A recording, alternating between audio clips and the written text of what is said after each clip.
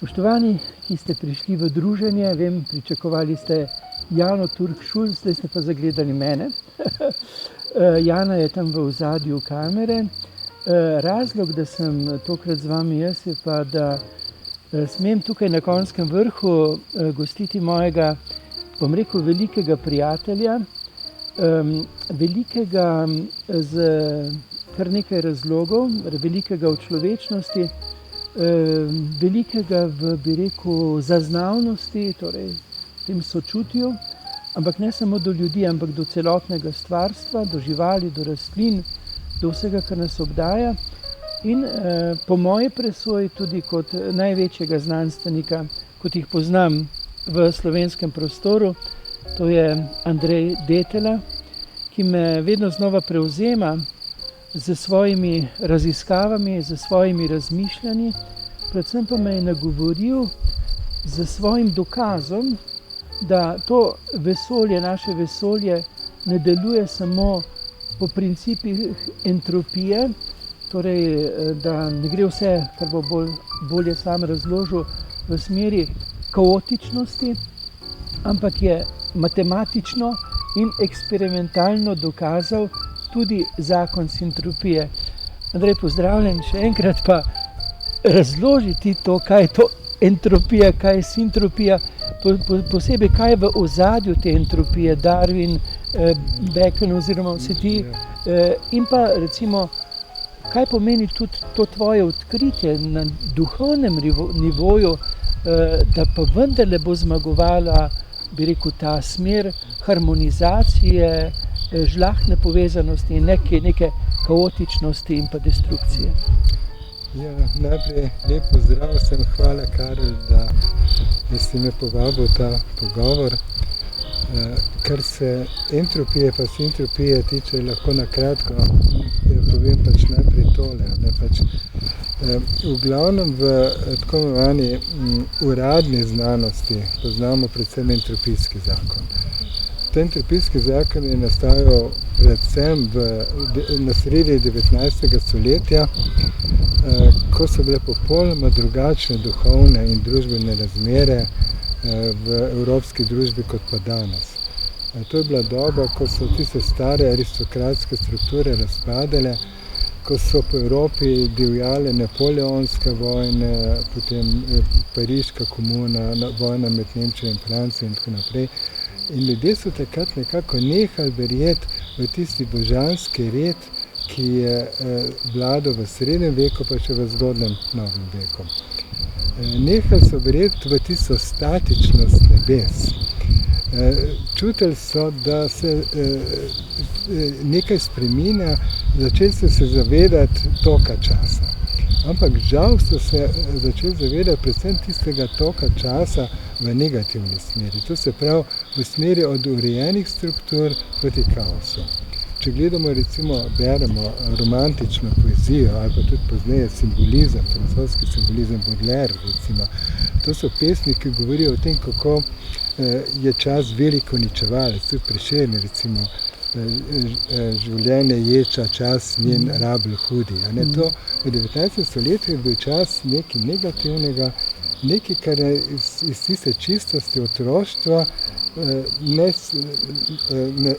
grdo vleče proti propadu, proti grobu, proti smrti. In ta ideja se je nekako neopazno pretihotaplja v znanstvene kroge na Dunajski univerzi, ker je takrat bil eden glavnih profesorjev naš slovenski Jožef Štefan. Tudi nekateri v Nemčiji, recimo Clausius in tako naprej, so se ukvarjali s to idejo, kako gre vse proti kaosu.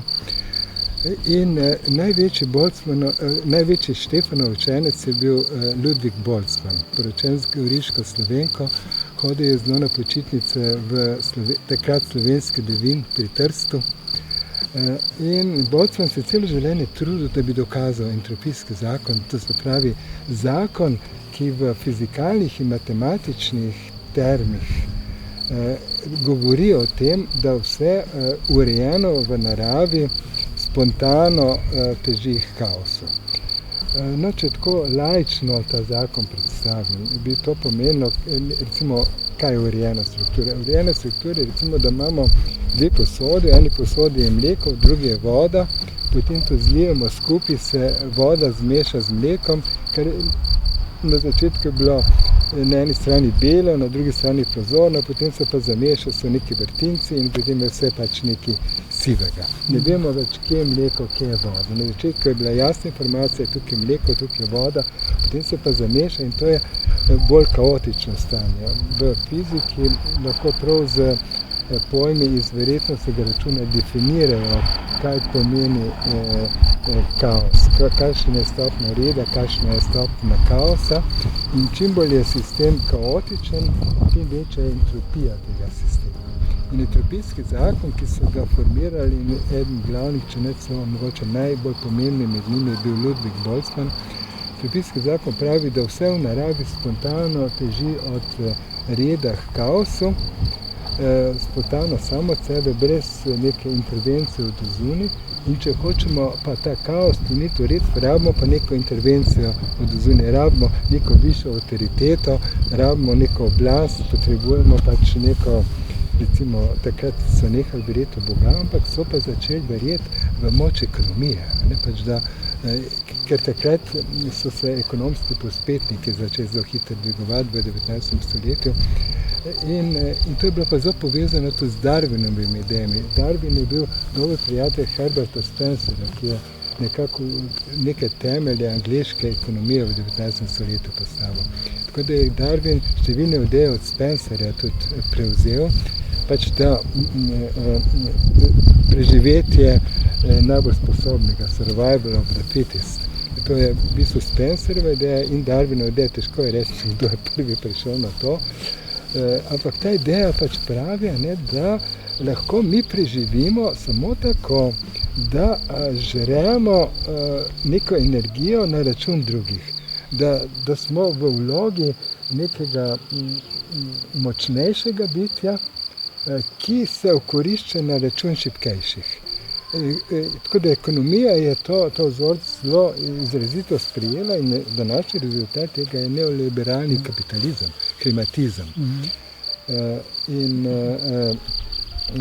In ko je ta ideja prišla na področju fizike, se iz tega rodil pač zelo je to botrovalo entropijskemu zakonu, ker entropijski zakon pa na področju fizike zelo podobno idejo postavlja. Pač, da ni možno, da bi se neke neurejene, neke kaotične strukture spontano iz svoje lastne notranje moči organizirale v urejene strukture, lahko se samo neka urejena struktura razpada v neurejeno strukturo, če pa urejena struktura noče razpadati v neurejeno strukturo, potem pa se mora urejena struktura hraniti z redom drugih urejenih struktur.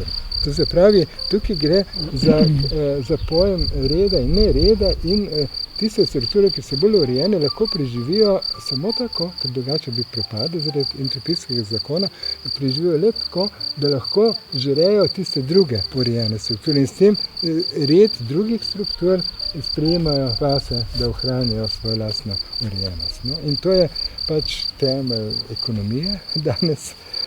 To je tudi v veliki meri temelj tistega dela biologije, ki še na star način pojmuje pač te odnose v naravi, ker danes pa mi že poleg tega boja za obstanek, o katerem je Darwin tako izrazito govoril, poznamo še drugo polovico, pač živa bitja, živali, tudi rastline se med sabo pomagajo, sodelujejo, že pri mravljah to opazimo, pri ptičih, pri vseh drugih živalih, tudi rastline, vemo danes, da si drevesa v gozdu med sabo obveščajo, iz kjer se ni prihaja nevarnost, recimo, da bo prišla žival, ki bo njihove liste jedla, po micelih, ki tečejo v gozdni prsti, si pošiljajo sporočila. To je zdaj znana stvar. Tako da nekateri pravijo, ta World Wide Web, ne, pač 3 dvojni V, lahko pomeni tudi da lahko pomeni to ne samo pač internetno mrežo, ampak tudi tisto mrežo, ki povezuje pač vsa živa bitja v naravi, ne, po kateri se med sabo poširjajo sporočila. Tako da mogoče interneta, kot ga poznamo danes, sploh še ni dosegel tiste stopne interneta, ki ga ima narava. No, ampak če se vrnem zdaj k entropiji, Boltzmann se je celo življenje trudil, da bi dokazal entropijski zakon z matematičnim, potem bil odličen matematik in ni mu uspelo, čeprav se je vse življenje trudil, hodil na počitnice v Devin pri Trstu in na koncu si je v obupu vzel življenje, se je obesil v Devinu. Nekaj let po tistem se je začela Prva svetovna vojna in kot da bi Boltzmann napovedal tisto grozo, ki se je par kilometrov od Devina dogajala na Soški fronti. Soška fronta je dosegla Mediteran točno pri Devinu, kako da je bilo vse to med sabo povezano. In s tem sem hotel povedati tudi to, da smo Slovenci na nek poseben način povezan z tem odnosom med redom in neredom, ker smo imeli neko posebno vlogo pri entropijskem zakonu, vlogo, ki na nek način še ni dokončana. In je treba to vlogo, to sem kot študent že zelo jasno čutil, moj glavni profesor za termodinamiko je bil Ivan Kuščar, pač učenec Dunajske šole fizike, in on je pač zelo trdno verjel v entropijski zakon in smo pač, čeprav so se kot človeka zelo spoštovali, ampak strokovno smo si pa hitro prišel na skriž, ko sem jaz kot študent, 22-leten, k njemu prišel z idejo, da bi ovrgli entropijski zakon. Lahko razložiš, odkot se je prebudil v tebi ta vzgib? Ker vendarle, če si obdan z stroko, ki govori o entropiji, veliki kaos, odkot tebi ta subtilnost, da si pa verjetno najprej zaznal, da pa vendarle... Kar ti to dobro veš, človek je včasih zaradi kakšnih težkih izkušenj postavljen v nek poseben položaj, ko se mora na nek poseben, čist svojski način znajti v tem položaju. V moji izvorni družini so bili bila disfunkcionalna družina in nisem v njej našel pravega zavetja, tako da sem potem našel zavetje v naravi. In sem z naravo vzpostavil že zelo zgodaj v otroštvu nek poseben dialog, tako čutil sem okrog sebe naravo kot živo bitje in sem se lahko z naravo pogovarjal. In ko sem 18-letni sem bil, nekako tako enkrat hodil po naravi in sem videl molekule zraka, kako z veliko hitrostjo 300 metrov na sekundo, zvočna hitrost se šiba, sem pa tja zelo neurejeno, ampak v sebi nosijo zelo veliko energijo, kinetično energijo, ker imajo molekule zraka veliko hitrost, to je hitrost letala, skoraj nadzvočnega letala, hitrost zvoka. In sem nekako takrat vedel, da če bi lahko se z molekulami tako pogovoril, da bi one znale nekako slišati moje željo, da se vse obrnejo v isto smer, potem bi tukaj veter s hitrostjo 300 metrov na sekundo, to je 1200 km na uro, zapihal in bi imel blazno energijo, samo še neko vetrnico bi postavil in imel ogromno električne energije in s tem bi lahko rešili vse energijske probleme na Zemlji. Če bi se naučili to skrito energijo v naravi na ta način izkoriščati, ne na tisti grobi način izkoriščati. To je kvantna fizika, ne? No, kvantna fizika je eno od orodij, da potem nekako se pogovorimo še malo globje s temi delci. To so kvantni delci, seveda. No, malo potem sem prišel do spoznanja, da se bom lažje pogovoril z elektroni kot z molekulami zraka, ker elektroni imajo električen naboj in na ta električen naboj vplivajo električna in magnetna polja in zato lahko preko subtilno oblikovanih elektromagnetnih polj na določen način elektronom povem, da naj se na določen način organizirajo.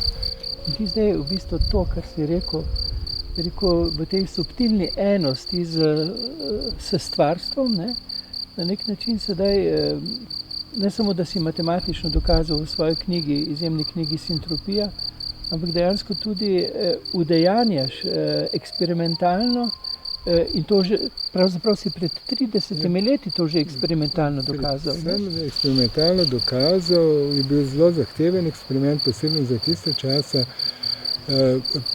Pač znanstvena skupnost, pač ta znanstvene avtoritete me niso hotele podpreti, ker je bilo za njih to preveč krivoversko. To je marsikdaj tako. Torej ni samo v teologiji krivoversko, kar ni dogmatično, ampak tudi Sem imel pa veliko podporo svojih prijateljev, bivših kolegov iz študija fizike, tako da mi je kljub vsemu uspelo pomoči teh prijateljev, ki so bili pa že v zelo naprednih, zaposleni v naprednih laboratorijih, z najboljšo opremo, sem lahko pri njih potem delal eksperimente in dejansko mi je uspelo, da sem na nek poseben način elektronom v vakuumski cevi povedal preko posebno oblikovanih magnetnih polj, to niso bila navadna magnetna polja, ampak nekako čudno zvita magnetna polja, da sem jim elektronom povedal, da se na določen način organizirajo in dejansko sem zmeral mehno napetost in mehen tok. To se pravi, je bil prvi eksperimentalni dokaz sintropije, ker je pa izrazito proti entropijskemu zakonu, ker entropijski zakon tega ne dopušča, ker pač tukaj je prišlo do spontanega samoorganiziranja prvotno kaotičnega gibanja elektronov, da so se potem usmerili samo proti eni elektrodi, od ene elektrode proti drugi, so še ni ostal električni tok. No, ko so profesori pač videli tisti članek,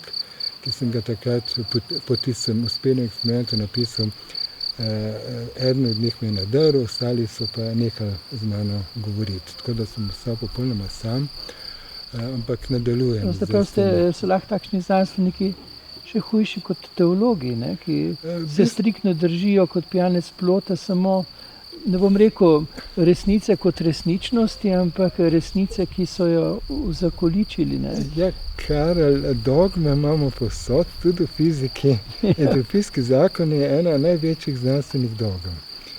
To sem pač skozi vsa ta leta počasi poznaval, ker entropijski zakon je zelo pomemben zakon fizike, se marsikaj je zelo koristen, ampak če se ga pa vzame kot dogmo, da ni nič drugega možnega kot entropijski zakon, potem je pa problem. Ampak je tudi problem, če se potem ta dogma, ki sicer naj bi veljala na področju fizike, prenese v družbo, ne? Ker kot si že prej omenil, dejansko je zdaj popolnoma logično, da močni zajedajo nemočne, da močne države izkoriščajo nemočne, da jih vežejo na razne načine.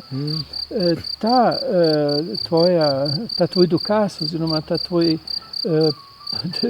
tvoj uvid, ki ni zgolj neka domišljija, ampak je matematično in eksperimentalno potrjeno, pa vendarle kaže, budi upanje,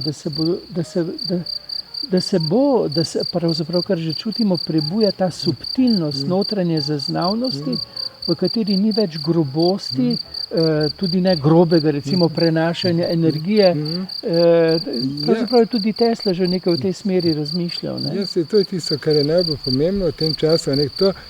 To, kar sam delam, je samo en delček v te celotni ustvarjalnosti, ki se zdaj v svetovnem smislu dogaja. Dejansko prihajamo v nek nov čas, jaz jasno čutim, da nismo več takrat tam na sredi 19. stoletja. Tudi, ko sem prej povedal, Slovenci smo imeli zelo grenke izkušnje iz prve svetovne vojne, smo bili prvi, ki smo v Evropi, ki smo okusili zlo fašizma. Zaradi tega se zdaj, ko potekajo pač te množične demonstracije proti novi vladi, pač je popolnoma jasno, proti čemu se opiramo, kaj so za močne fašistične tendence v družbi. Jaz sem včasih zgrožen, ko slišim kakšne znance, kaj govorijo, kako recimo psujejo čez begunce naprimer in podobno. Kot da bi sedel v kakšni münchenski pivnici v 20 letih prejšnjega stoletja pa poslušal nekega Adolfa. Na te stvari je treba opozoriti. In dejansko se zdaj dogaja nekaj novega in to je treba gojiti. to, kar neko strčnostjo. A ti tudi zaznavaš, da se, tako kot se je pri tebi prebudila zavest o sintropiji, bi rekel, to je pravzaprav mističnost, ta notranja enost vsega z vsem, ne? Da se pravzaprav ta zavest vedno bolj prebuja, neustavljivo prebuja v vedno večjem številu ljudi. Moj prijatelj mi razlaga, kako je pravzaprav to kozmično pogojeno z nagnjenostjo, da bom znal ponoviti, zemeljske osi proti središču galaksije, ki samo po sebi prebuja zavest. Ne vem, ali je tako, ampak dejstvo pa je, da kar sam opažam, da se zavest prebuja, nenazadnje, ne, tudi to, da se je v tebi ta zavest ubesedila, udejanila v eksperimentalno in deluješ v tej smeri naprej, tako tudi pri vedno večjem številu ljudi na raznih področjih družbenega delovanja. Ja, na raznih. Jaz sem imel pač to srečo, da sem bil prisiljen stopiti v to notranjo govorico narave, da sem lahko tam spoznal, da v naravi to posod že obstaja. In zelo lepo je recimo spoznati, da narava ima pač neke svoje zakone, narave ne moramo pretentati in nas na nek način usmerja.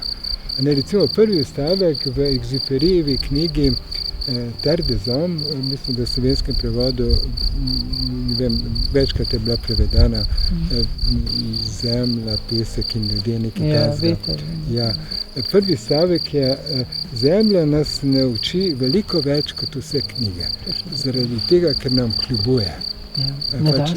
Mislim, moramo biti spoštljivi do narave. Če že pogledaš, recimo ta zlati rez, ta sveta razmerja, ki so noter zakodirana, to jih mi ne bomo spremenili. Ali se bomo uskladili, ali pa dejansko na koncu zakon sintropije dokazuje tudi zlom nadutežev, agresivnežev, tistim, ki hočejo proti. To je prazno, to je prazno, ker oni lahko hranijo svojo držo samo na račun drugih, ki jim srkajo energijo. Kaj bi lahko rekel, Andrej, na koncu, čeprav bi se lahko še marsikaj pogovarjala, kaj bi rekel ti na koncu, ko zreš v globino teh zakonitosti na fizikalnem področju in ko zreš družbo, kakšno vizijo na nek način se budi v tebi, ne samo na področju znanstvenika, ampak si tudi izjemen mislec, izjemen filozof. Jaz vidim recimo podobno kot John Lennon v tisti pesmi Imagine, pač poznate, a poznamo vsi to pesem, pač to je klasična pesem, ki govori o tem, kako smo na nek nov način vsi brati in sestre in da že vse tisto, kar smo prej mislili, da moramo od drugje nagrabiti, da vse to v sebi že imamo, če le prav sami sebi uglasimo s tistim globlim duhovnim bistvom v sebi. Ker velik problem je ta, in ker še zdaj nekako posod žal zelo prisoten, da ker smo ljudje toliko časa živeli v nekem materialnem pomanjkanju do nedavno, šele zadnji 2 stoletji, ki so bili stoletji znanosti, so omogočili relativno udobno materialno življenje. Prej smo morali od jutra do poznega večera garati na poljih in tako naprej. Zdaj imamo pa relativno nekaj prostega časa, da lahko razmišljamo še o nekih duhovnih vrednotah, o lepoti sveta in tako naprej, se ukvarjamo s tem, kar imamo najrajši in tako naprej. No in to nam zdaj nas postavlja v nek drug odnos do stvarstva, do sveta, do celote. Ni nam treba več agresije, ker imamo možnost prisluhniti sebi in odkriti, da tisto božansko radost nosimo že v sebi. Če se notranje pomirimo, če se spustimo v tišino, če poslušamo ta notranji glas, jasno pa je, da ta proces ni neka lenoba, ampak je treba zelo disciplinirano in vztrajno delati na tem, da se ta glas nekako ne zgubi, da ohranjamo to notranjo držo. Najboljše je, če od zgodnjega otroštva to ostaja neprekinjeno, ker otroci imajo v sebi že tisto modrost in je zato zelo fajn, da se, kolikor je možno, spomnimo tistih najlepših vtisov iz otroštva in nekako poskušamo to potem podoživljati v odnosu do svojih otrok, do drugih, do mlajših, starejših in tako naprej, do stvarstva. Mislim, da to je ena taka pomenljiva misel, na nek način kot pika na i tvojemu pripovedovanju. Vabim, da vzamete v roko Andrejevo knjigo Sintropija. Torej, jaz se čez tiste formule nisem znal pribiti, ampak vsi tisti deli, ki so napisani ob tej, bi rekel, znanstveno-matematičnih izpeljavah, so pa neizmerno bogati in budijo upanje, da je pa vendarle vse teži že po zakonitostih stvarstva k sozvočju, k harmoniji in da smo lahko glede tega optimisti. Brutalnost sama na koncu sama pri sebe izniči, naj živi sintropija. Andrej, in tudi ti, da nam bo še naprej odstiral uvide zakonitosti harmonije. Hvala ti. Hvala vam, ki ste se družili z nami. Jana tam vas v zadju tudi pozdravlja in vsa ekipa. Lepo se imejte.